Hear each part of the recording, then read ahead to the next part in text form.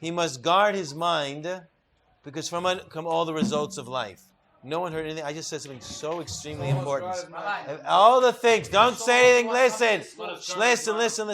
Of all the things that a person must guard, you must say, I have to guard my money. I have to guard my family. I have to guard my home.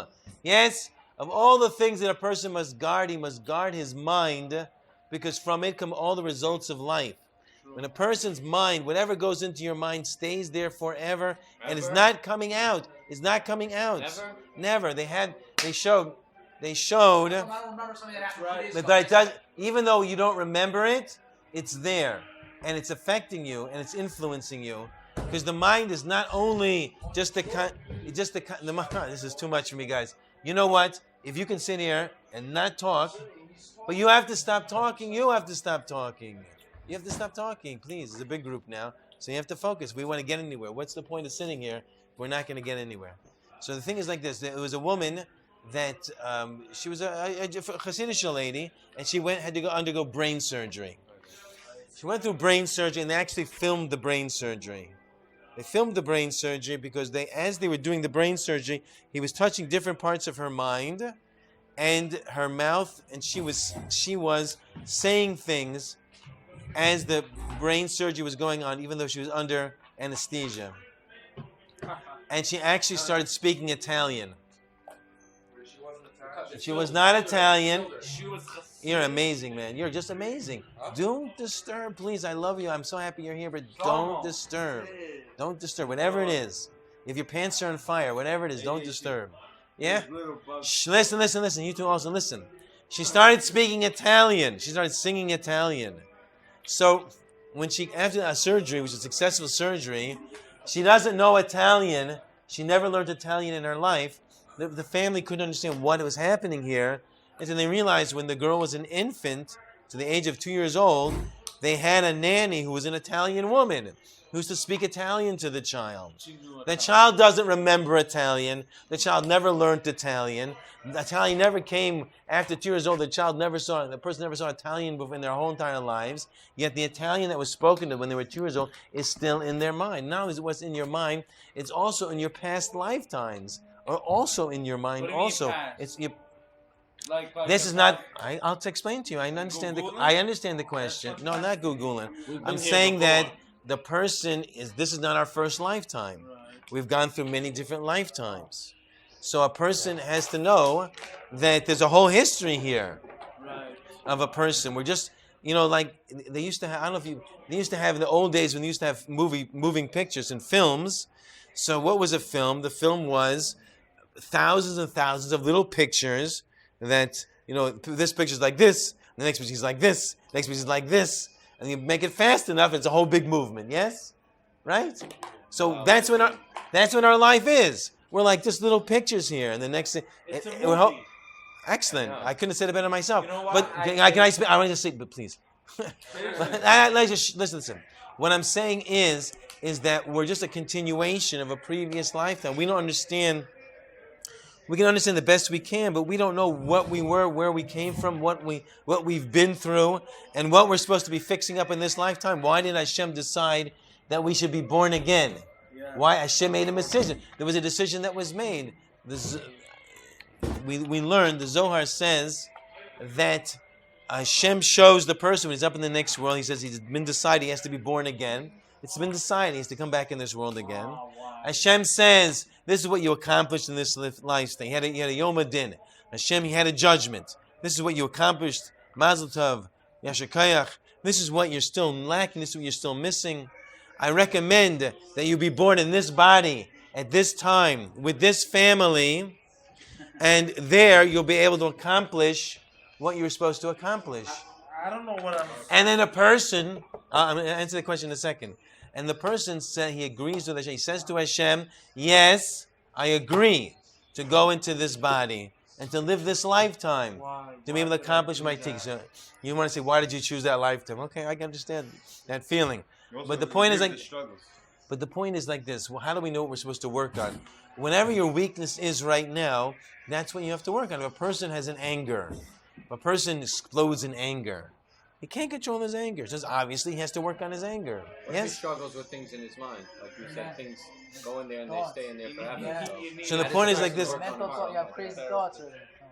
So these things has to be. So that's the person's struggle. Everyone struggles with them.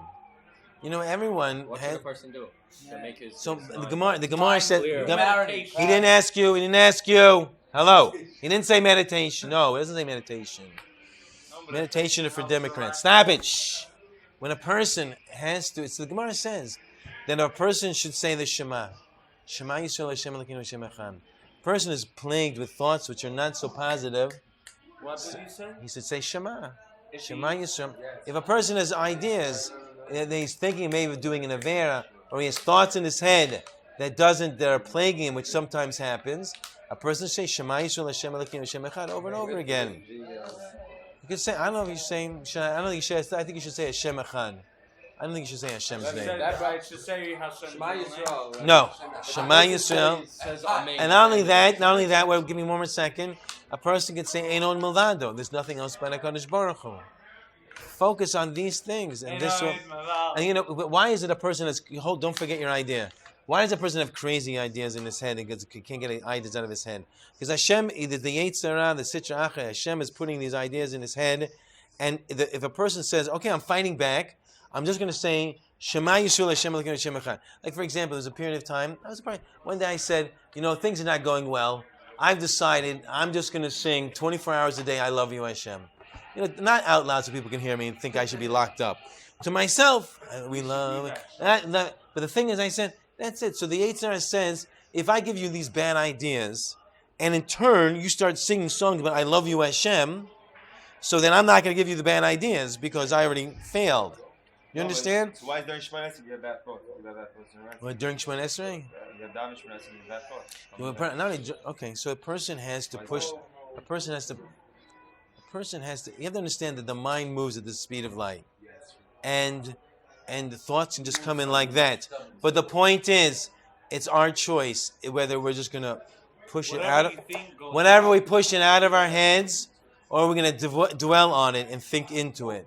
Yes. I think people who don't understand Hebrew don't know what the prayers are. Tend to like those off easier. So you can come if you want. If you want to join, you can join. Okay, you want to join. So the thing is like this: a person. I don't know if I really got the answer to the question here, but the answer is like this. Yeah. Oh, friends for life. Come. Do you know what it's?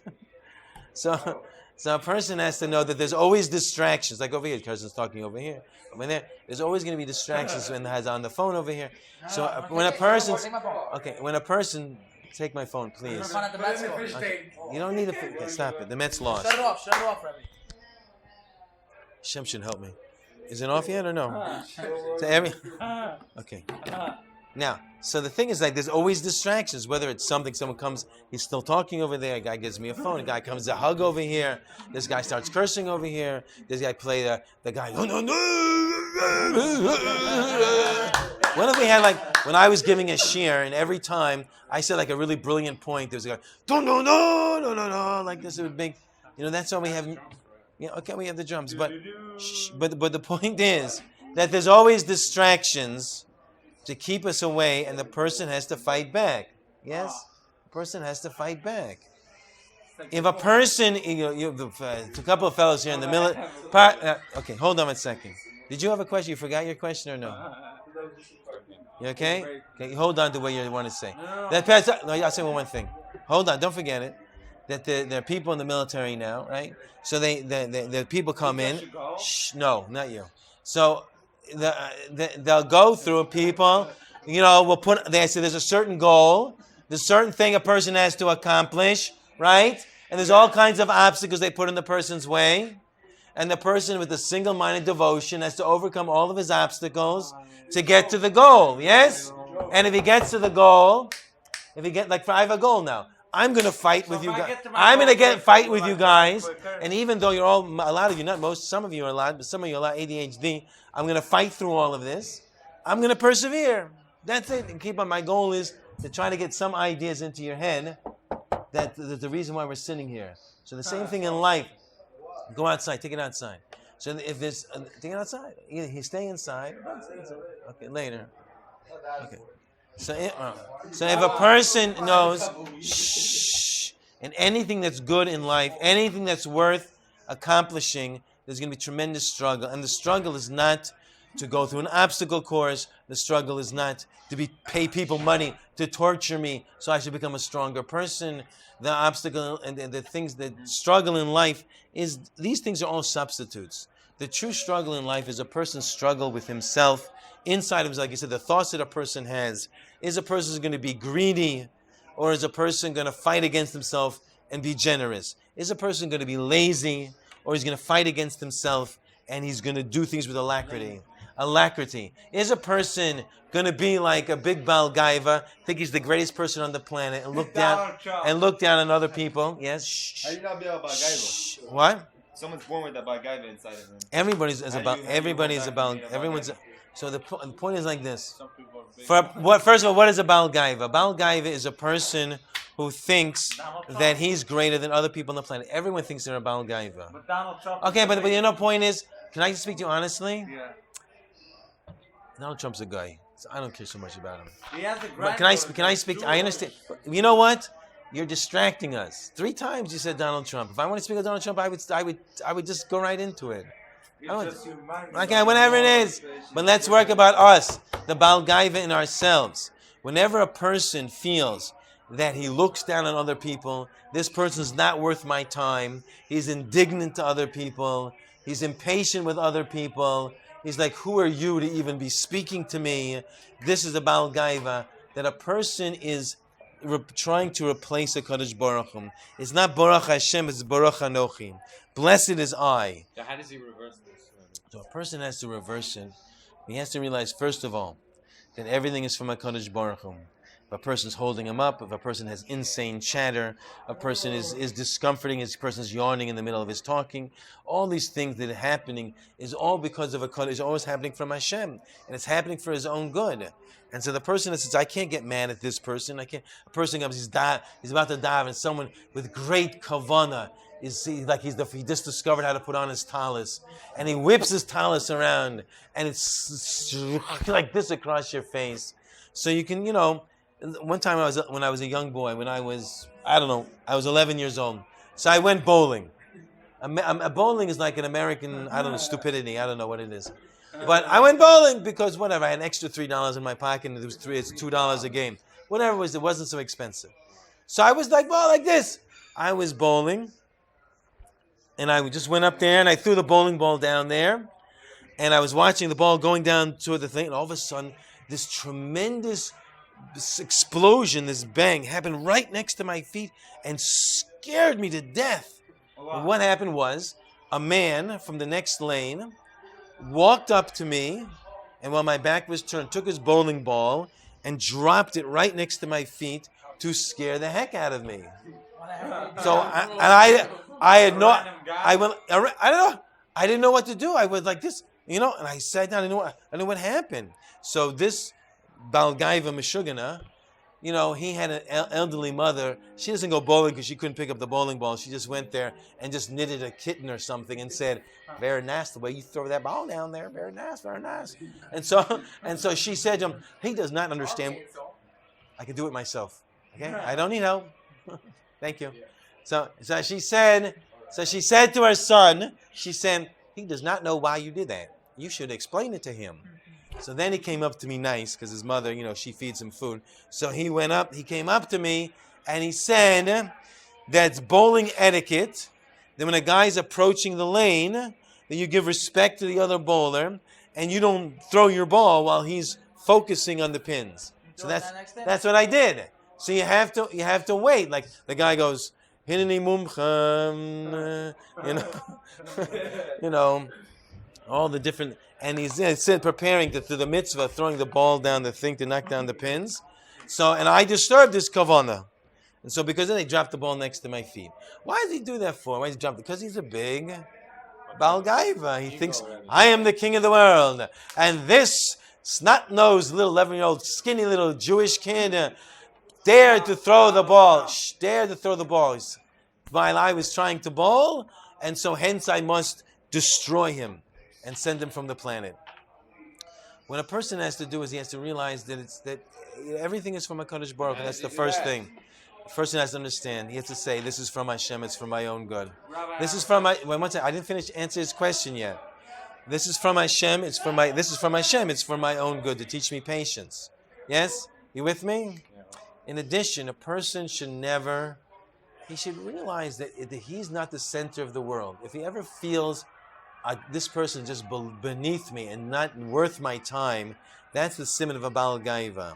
He thinks he's so great, so puffed up. That the Gemara says that if a person's a Baal Gaiva, there's not enough room in the universe between me and him.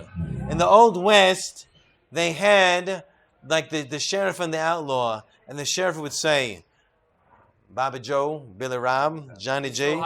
You know, it's too much for me. You have to stop talking. You have to stop talking. Yeah, you have to stop talking. Okay, you stop talking. Okay, thank you. Yeah. Rabbi Denise does the sheriff and the outlaw take two. And so the sheriff goes up to the outlaw and he says, Billy Bob, Robert Roy, Jimmy J, whatever the heck your name is, this town ain't big enough for the two of us. And then they have to go up face to face and walk 10 paces, turn around and shoot. So when Hashem says the universe is not big enough for the both of us, right? Someone's got to go, and it's not going to be Hashem. If the person's a Baal Gaiva, the Gemara says that a Baal Gaiva is like the wheat in the field, and the tallest wheat in the field is the first one that the farmer cuts down. Yes, the tallest person who thinks he's taller and better than everybody else is the first. As they say, the bigger they are, the harder they fall. And the Ramban says to his son, he wrote a famous letter to his son. He said that in Hashem's eyes, all people are equal. In Hashem's eyes, all people are equal. But if someone elevates himself, Hashem's going to knock the person down. If someone is humble and he lowers himself, Hashem's going to bring that person up. So he advises his son, you should become a humble person, so Hashem will rise you, will bring you up. Yeah, okay, okay. But the thing is, so we still didn't answer the question, that when we say that a person should be humble, humble doesn't mean that like a cow is humble. A cow is humble like a boy. Yeah, he is, because a boy who's 40 pounds, can I speak honestly? Let's say a big cow is 800 pounds, and there's a boy who's only 40 pounds, he's a skinny boy. He can take a 2x4 and go to the cow and go like this, boom, the whole entire day, and the cow go like this and do nothing. So humility doesn't mean to be like a cow, to let people do things to you to hurt you. You know, you have to defend yourself and so on and so forth, to protect yourself and be good to yourself. Humility means that when I accomplish something that's really, really great, so I attribute it to Hashem. It's not my strength. It's not, I'm so brilliant, I'm so clever. I'm like really mamish. I was just so amazing. A person says they had the president, even the media loves the president and he can do no wrong. And he does everything wrong, and he's destroying the whole entire country, and he's really Gog. He's really Melech Gog, but that's a different story. But the media will make fun of him that every time he says a speech, I, me, I, me, I did this, I did that, right? When the Navy SEALs took out Obama bin Laden, when the Navy SEAls, he said in his speech, I did this, I took him out, I did this, I did that, I did that. Obama bin Laden, he went. Obama did. President Obama, Barack Hussein, whatever he was, Ayatollah Khomeini. He went and he said, I. This is gaiva. This is gaiva. It has to always be about me, yes? But the point, and it's irritating to people. People don't like that. People do not like someone who's a Baal Gaiva. But a person who's an onav, people are attracted to that person. Like it says in Pirkei Avos, if a person runs away from kavod, so kavod runs after him.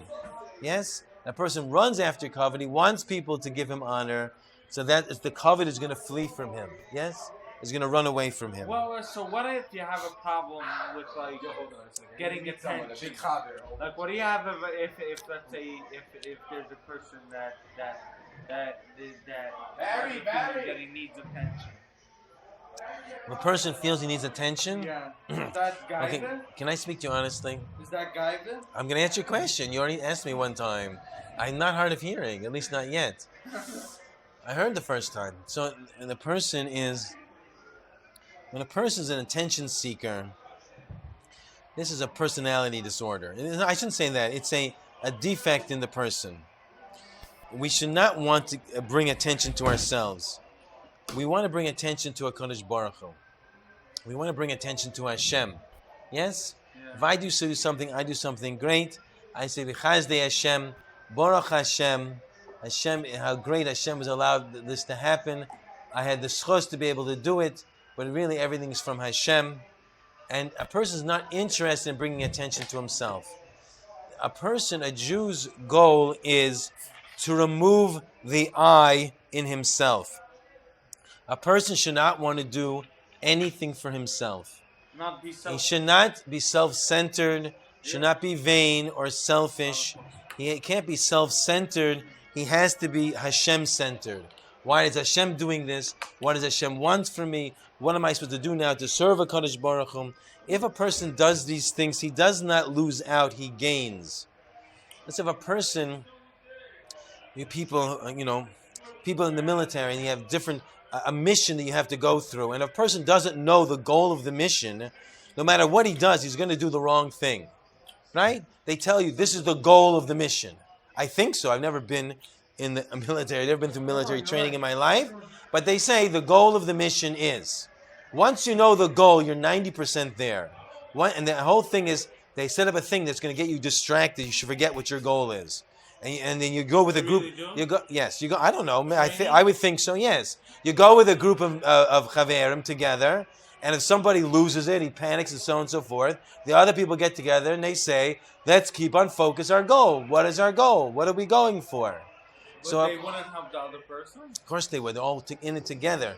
Like we're all in it together. Kol Yisrael, Yesh Them, all Kol Yisrael are Ravim. They are guarantors for each other. We're all in it. Shmuel. Yeah. We're all in it together. But the Like point, the Navy shh, like the Jews. So the Navy SEALs are like the Jews. Uh-huh. So we're the main thing here. So but the person has to understand that as long as he focuses on his goal, he's 90% already there.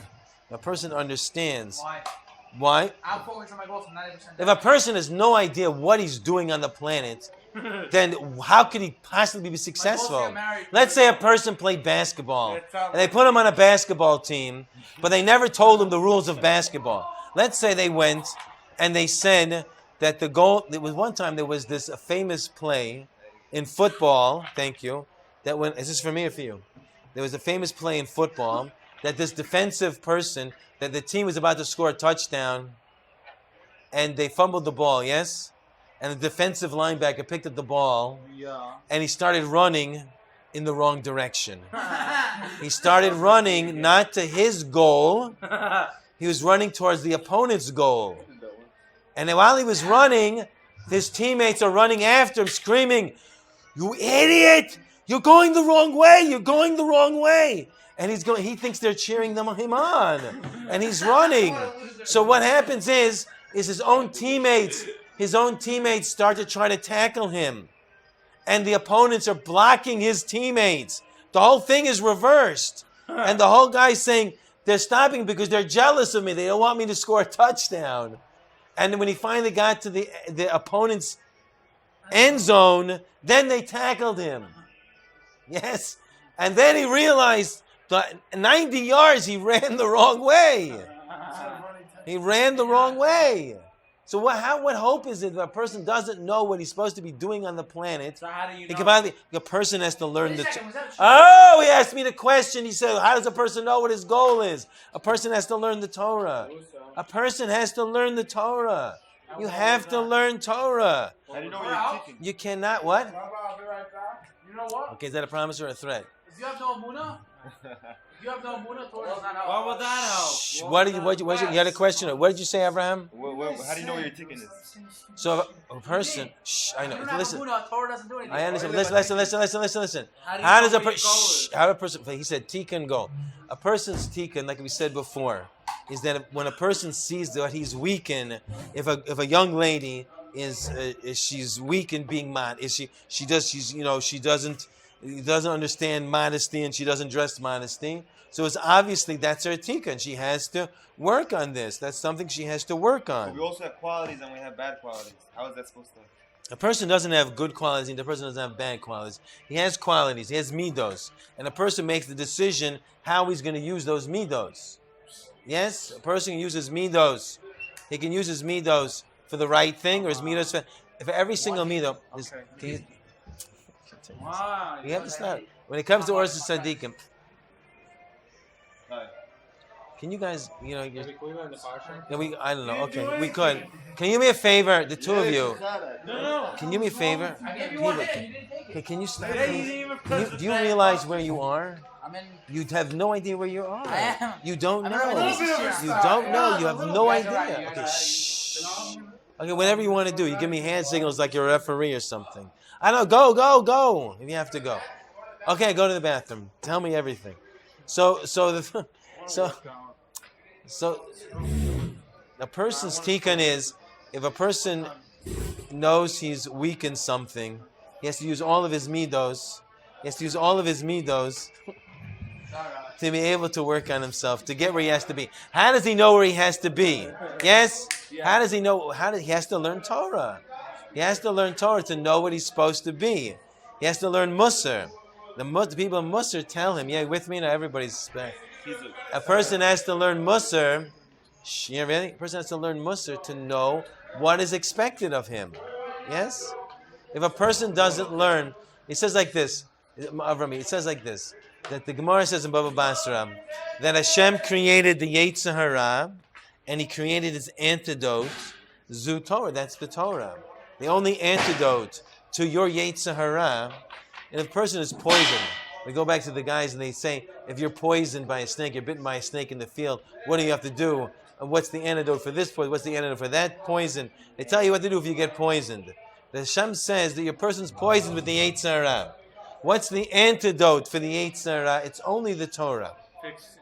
The only way a person can battle, can defeat, can accomplish his mission in life, to accomplish his goal in life, to fix up his midos, to correct every tikkun. The bottom line is he has to learn Torah, and the more the better. The more he has to put Torah ideas in his head, sur meirava aseto. He has to turn away from evil, turn away from the little box here. Say it again.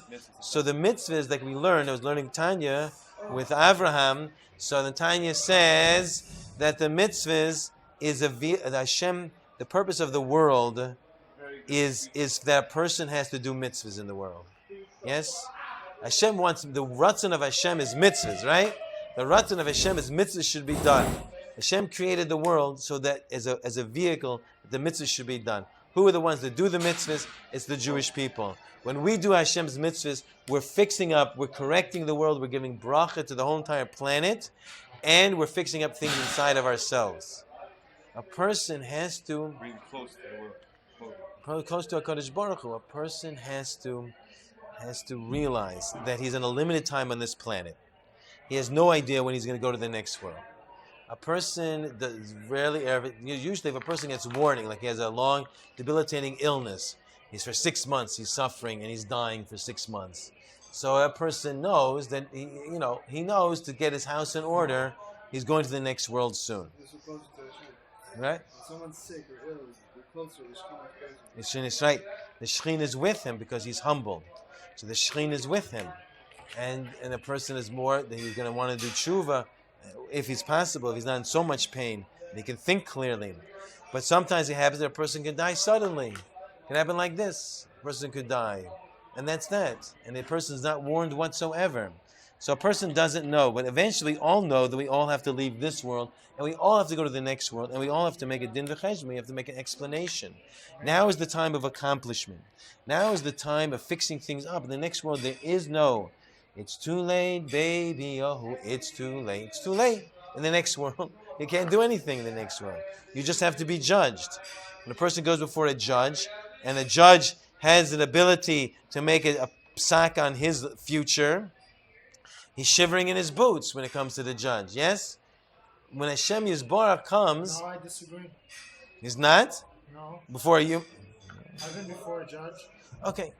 Not when your life is on the line. If a person knows, I don't know whether, if a person knows that, the judge can make a decision, it's up to the judge, and he has to stand there and listen to it, he's not going to insult the judge, that much he won't do. He's not going to call the judge a name. He's going to say, yes, Your Honor, and be polite as much as possible. He's going to do all these things because he knows the judge has a power over him. When a person gets to the next world, he's going to be shaking in his boots. My lawyer was screaming at the judge. Yeah, therefore. Huh? Yeah, therefore. So maybe it didn't help. Okay, I don't know. But were you screaming? But you weren't screaming, though. Worst punishment is embarrassment. No, he told me to be quiet. There you go. You have to be quiet because if the judge gets mad at me, that's one thing. A person can advocate on behalf of other people and get away with more things. That's why we go to somebody and say, can you please speak on my behalf? Because we know that another person will speak, can get away with more when we go to somebody, please give this person a job. I can say, please give me a job, I'm a really good guy, I'm a really good worker, I really work really good. Right? And you're saying, okay, thanks, next. But if I can get somebody else to say, he worked with me, he worked for me, he's an excellent worker, I'd hire him again if I had this job, and so on and so forth. So it's much more effective, we understand that. Did you want to say something? Or The worst punishment is embarrassment. Yeah, embarrassment. Embarrassment. So the thing is, the Gemara says, right. The Gemara says that's what Gehenna is. Gehenna is humiliation. What's the worst level? Gehenna is shame. I don't know. And there's very different levels. But one thing the Gemara says is that a person, when he's shamed, when a person is, that's Gehenna. Gehenna is being shamed. That if you go before somebody who you totally respect and you totally love and you look up to this person, and all of a sudden this person sees you doing something that's shameful, then the embarrassment is so acute, it's so painful. That if a person goes to the next world and he realizes the one that was watching him the whole time was Hashem Yisborach, was Hashem, and that's Gehenna. That is Gehenna.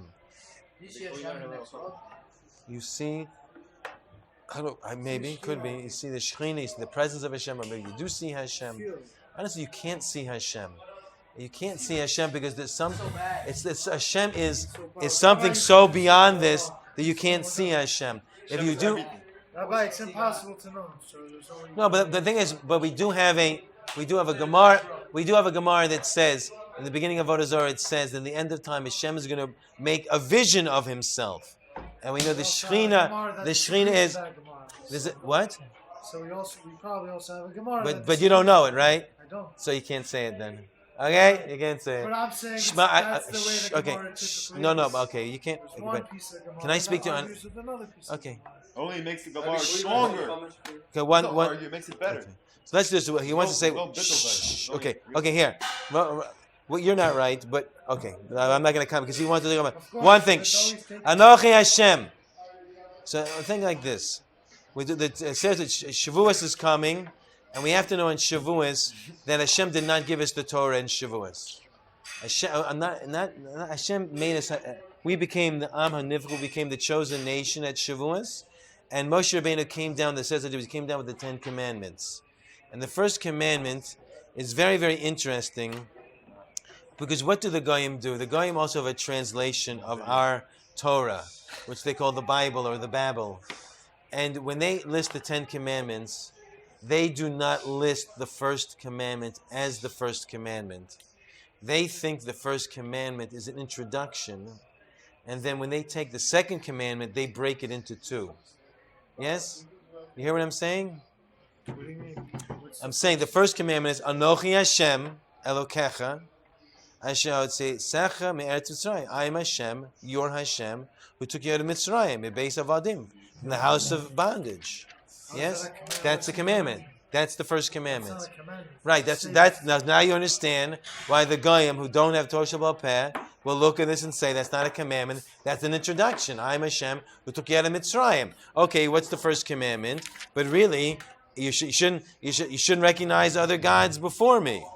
Yes, That's a commandment. that's a commandment. But they say that's the first commandment. And we understand that that's the second commandment. What's the first? What is Hashem commanding us? Anochi Hashem, I am Hashem. So it's a commandment for us to understand that we're chosen by HaKadosh Baruch Hu. I am Hashem, the ruler of the whole entire universe, and I took my time to take you out of Mitzrayim. It's saying here that the commandment is to understand that there's one Hashem in the world, and that we are Hashem's people. I am Hashem who took you out of Mitzrayim. I took you out of Mitzrayim, out of a house of slavery. And I took you out and I took nobody else out because you are my people. And the reason why the Goyim don't have that as a commandment, because that contradicts everything they believe in, because they believe that they are the chosen ones. So they can't have a commandment that says, they can't have a commandment that says that the Jewish people, there's a commandment from Hashem that the Jews should understand that He's chosen from HaKadosh Baruch Hu. Yes, okay. So we're going to end now. We have to end because I'm getting the note over here. We're just saying summation that a person has to know in all the things in his life that he's the Am HaNivchar, he's chosen from Hashem, even though he gives up. He says, I don't want to be a Jew, I don't care about being a Jew, I'm not doing anything. He has to understand that no matter what happens, he's still considered Hashem's children. He's still part of Hashem's chosen nation. So we might as well take full advantage of that. If you're the child of the king, if you're the child of the king, you take full advantage of it. I represent the king. I have tremendous responsibility, tremendous privileges. I have a purpose on this planet that's more important than people want to throw off. I don't want to wear yarmulke. I don't want to wear tzitzis. I don't put on tefillin. I'm not going to dive with a minion.